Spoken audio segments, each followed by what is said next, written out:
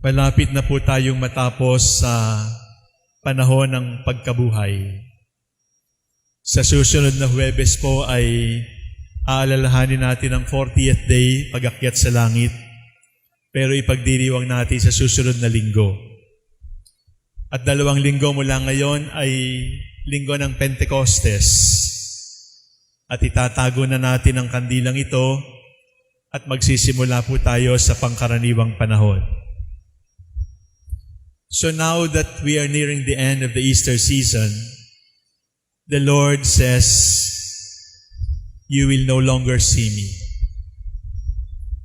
The Lord says, "Where I am going, you cannot come." The Lord says His goodbye, and goodbye leads to absence. Kapag ang isang mahal sa buhay nagpaalam, mararamdaman natin na sila ay nawala. Absence. Simula ng quarantine, absent sa trabaho, absent sa school. Simula ng quarantine, na lockdown yung mahal sa buhay, magdadalawang buwan hindi nagkikita. Absence. Ramdam na ramdam natin yung absence bago pa man sabihin ni Jesus, "I will leave. The world will not see me anymore." Pero kasama dun sa absence na naramdaman natin at siguradong mararamdaman natin sa paglisan ni Jesus, ang pangalawang damdamin ng quarantine ay restless. Dati yung restless, kinakagat yung daliri o yung kuko. O kaya yung restless ay hindi mapakali. Pero naging restless tayo kasi hindi makalabas. Naging restless tayo kasi hindi makapasyal. Naging restless tayo kasi hindi natin magawa yung pangkaraniwang ginagawa natin. At hindi lamang pasyal. Restless tayo kasi yung mabuting gusto mong gawin, hindi mo magawa. Restless tayo kasi yung gusto mong dalawin, hindi pwedeng makita sapagkat may COVID, bawal ang dalaw. So the absence led to restlessness. And when we came to terms with our restlessness, the third feeling of the quarantine was loneliness. Loneliness, which is helplessness. Loneliness, which means we are unable to do anything anymore. We feel like we have become victims of the situation. We feel like we have become losers in this battle. Look at those 3 words, my dear brothers and sisters, this Sunday. Absence, restless, loneliness. Absence. When Cardinal Sin died, I grieved. And many of my friends could not understand. Because in my life, he was perpetually now dead and absent.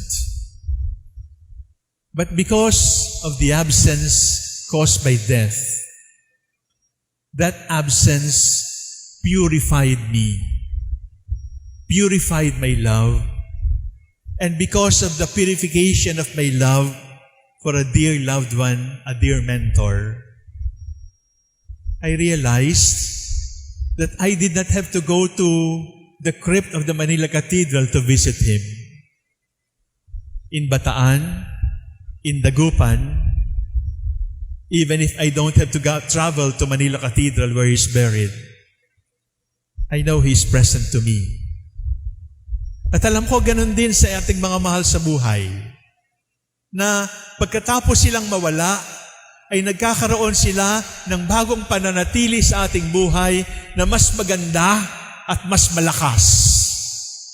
Why?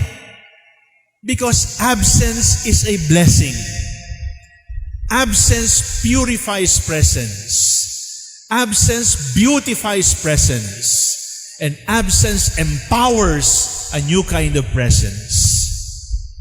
And absence is needed by presence so that it can truly be divine.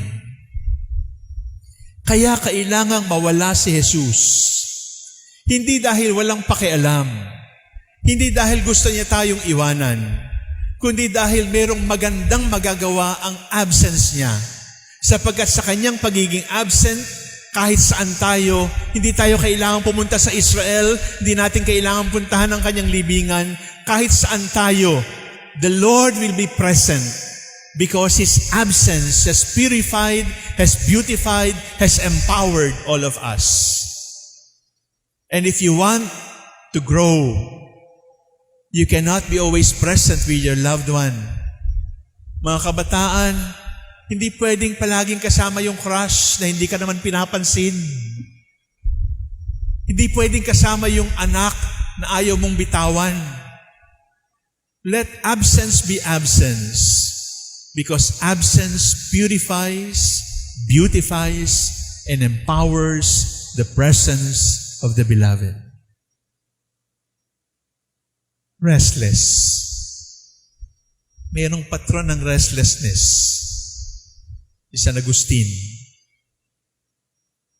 And he said, O beauty, ever ancient, ever new, my heart is restless until it rests in you. At mayroong karugtong yon. I searched for you. You were inside me, but I was outside.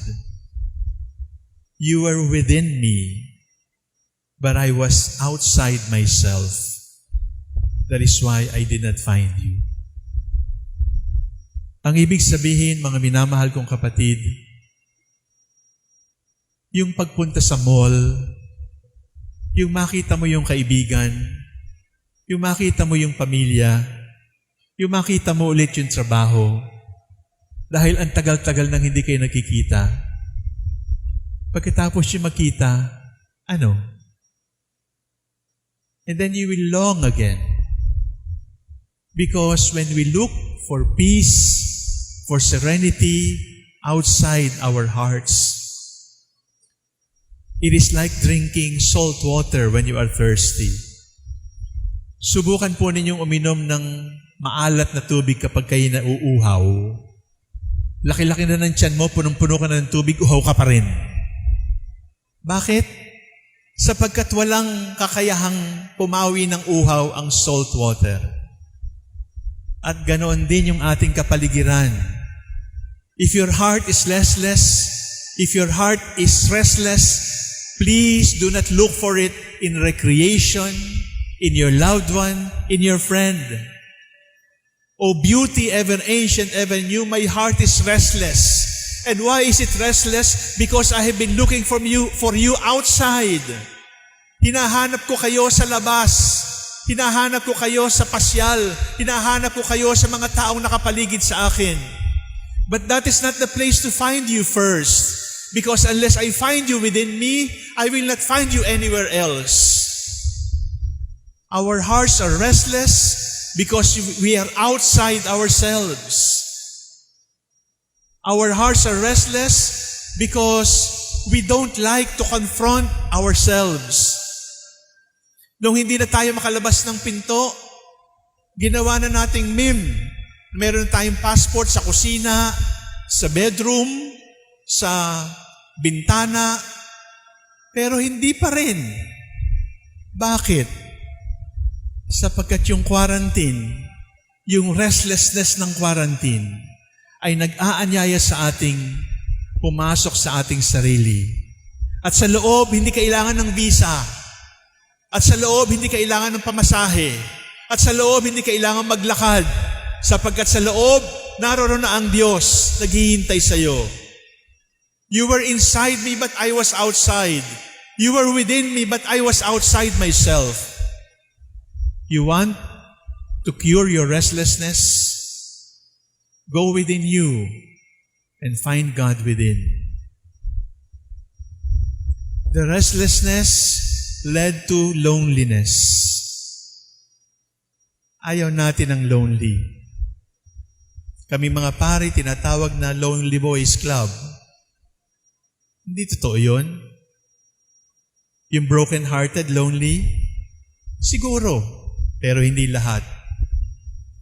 Ang totoo, lahat ng tao ay lonely. Ang totoo, ang lahat ng tao ay hindi lang lonely. Ang lahat ng tao dapat maging lonely. We must make friends with loneliness. Why?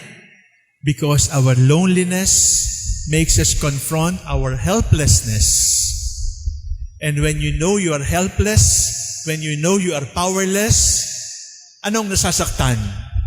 Ego. And when loneliness hurts your ego, the ego is crushed. And when your ego is crushed, the soul surfaces. When the ego is destroyed, you will be able to see your soul.